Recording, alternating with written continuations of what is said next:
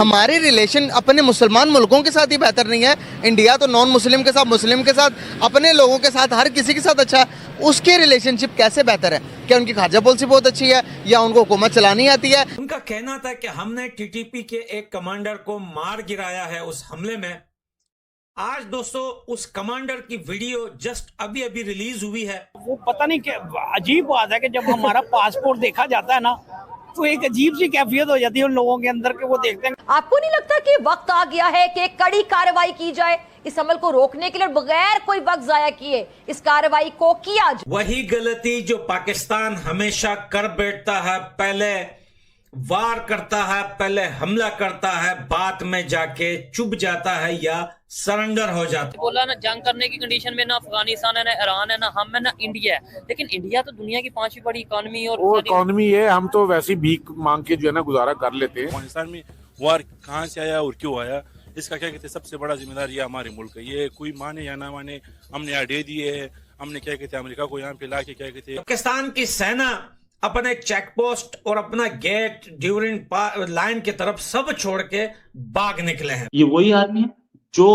Iran के सामने कांपती है, ये वही आदमी है जो टीटीपी के सामने कांपती है, ये वही आर्मी है जो कांपती है बीएलएफ के सामने, ये वो आर्मी एयरफोर्स यूज कर रही है एक निहत्थे के सामने। अफगानिस्तान के पास, तालिबान के पास कोई एयरफोर्स नहीं है। दोस्तों आज रात को ड्यूरिंग लाइन पर एक भी पाकिस्तानी सैनिक नजर नहीं आ रहा। हमारे रिलेशन अपने मुसलमान मुल्कों के साथ ही बेहतर नहीं है?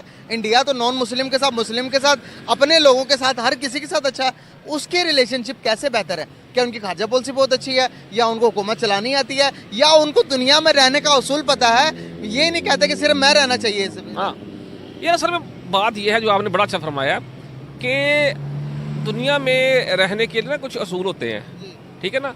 तो ये सिर्फ आप मजहब की बुनियाद पे सिर्फ जंगे नहीं लड़ सकते। इसलिए दुनिया में रहने के कुछ असूल हैं। अपनी खारजा पॉलिसी को इस तरह मुरतब करें, आज़ादाना तौर पर इस तरह मुरतब करें कि आपके जो मुआशी हालात हैं, आपके मुआशी हालात जो हैं, कम अज़ कम मुआशी हालात जो हैं पूरी दुनिया के साथ बेहतर हों। और आप मुआशी हालात जब तक बेहतर नहीं होंगे कोई मुल्क तरक्की नहीं कर सकता।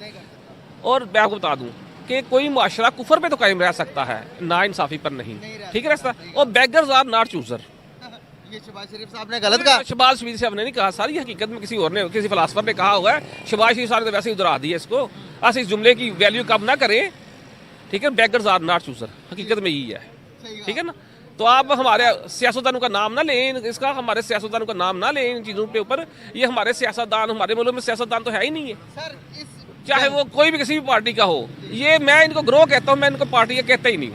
सही होगा सर। यहाँ पर बात करना चाहूँगा कि ये जो उनसे कॉन्फ्लिक्ट देख रहे हैं पाकिस्तान और अफगानिस्तान के दरमियान, पहले तो ईरान के साथ हमारी जंग चल रही थी, अभी इसके बीच में आप इंडिया का रोल क्या देख रहे हैं?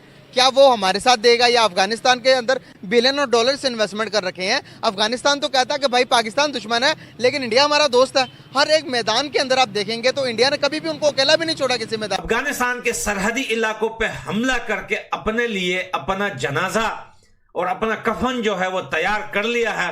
अब तालिबान छोड़ेगा नहीं पाकिस्तान को दोस्तों।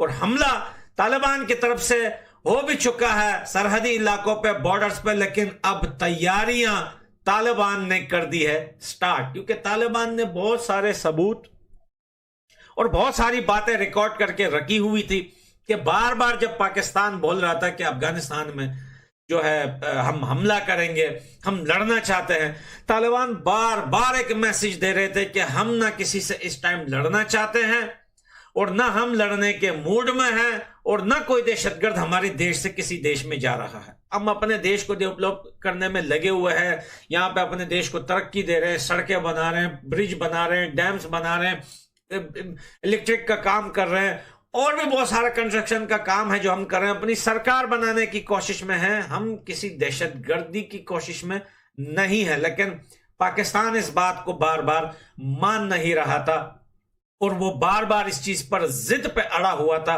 कि हम अफगानिस्तान से लड़ना चाहते हैं।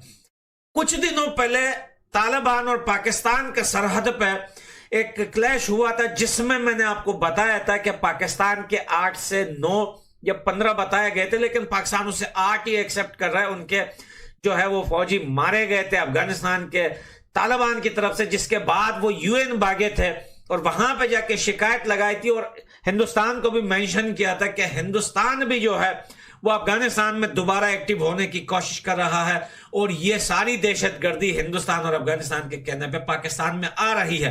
पहले पाकिस्तान वार की बात करता है, जंग करता है, बाद में दुम दबा के यूएन के पास भाग जाता है। यार आप देखिए, आप देखिए कि आप 56 ममालिक है पूरी दुनिया में, 56 ममालिक में आप देख लें कि वो 56 ममालिक मुसलमान 56 ममालिक है आपके, ठीक है ना। और आप देख रहे हैं कि वो ज्यादातर और इंडिया को अहमियत दे रहे हैं, इंडिया को अहमियत दे रहे हैं। और सिविल एजाज उसने उनको दिया, मोदी साहब किया सिविल एजाज दिया यूएई वालों ने, ठीक है ना।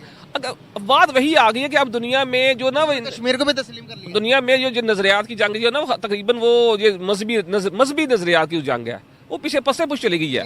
अब आ गई मुआशी जंग आ गई, इकोनॉमिकल वार अब आ गई है। जो इकोनॉमी जिस तरीके से बेहतर होगी लोग उसका साथ देंगे, ठीक है ना। ये नहीं अब चलेगा ये वाली पुरानी मजहबी जो। और हाँ, आप कश्मीर की बात कर रहे हैं ना, कश्मीर और फलस्तीन की बात। अब जो पूरी दुनिया है ना, वो जो भी दुनिया है सिविलाइज्ड वर्ल्ड जो है वो अब मजीद मजहबी रियासतें नहीं बर्दाश्त कर सकती। कश्मीर बनेगा तो एक मजहबी रियासत होगी, फलस्तीन बनेगा तो एक मजहबी रियासत होगी। इसलिए कोई मुल्क भी देख लें मजहबी रियासत नहीं बनने दे रहा, इसको नहीं कर रहा। लेकिन इंसानी बुनियादों पर पूरे यूरोप में एहतजाज हो रहा है, इंसानी बुनियादों पर। किसमें कहाँ एहतजाज हो रहा है? यूरोप में एहतजाज हो रहा है। और लेकिन इस्लामी मुल्क में एहतजाज नहीं हो रहा, इस्लामी मुल्क में एहतजाज करने की इजाजत भी नहीं है। जो यहाँ पे आवाज उठाएगा उसको वो मुर्दे इनका झंडा उठा लें वो मुर्दे इल्जाम ठहराया जाएगा, ठीक है ना। ऐसे ही हो रहा है ना। आप देखें कि यूरोप को इसलिए मैं पसंद करता हूँ इस हवाले से कि यूरोप में आप जायदाद बना सकते हैं, वहाँ शादी कर सकते हैं, वहाँ अपना वो फ्रीडम ऑफ एक्सप्रेशन है। लेकिन किसी भी इस्लामी मुल्क में मुझे बता दीजिए तीनों चीज़ें सहूलतें मुयसर हैं। ईरान देख ले, ईरान में जरा सी आप पर्दे की बात हुई, वहाँ पे एक बच्ची को मार दिया गया, फिर वह एहतजाज हुए, फांसियाँ दी गई। अब वहाँ पे बहुत सख्त पाबंदी है। अब सऊदी अरब ले गए, वहाँ पे फ्रीडम ऑफ एक्सप्रेशन है नहीं है। अब दुनिया में डिक्टेटरशिप देख लें, सख्त डिक्टेटरशिप है रशिया में, चाइना में और तमाम इस्लामी मुल्कों में जो आग बने हुए हैं। जब तक आप इंसानों को इंसानी बुनियादों पर जीने का हक नहीं देंगे, उनका फंडामेंटल राइट नहीं देंगे, नेचुरल जस्टिस उनको नहीं मिलेगा, तो यार कैसे आप तरक्की करेंगे?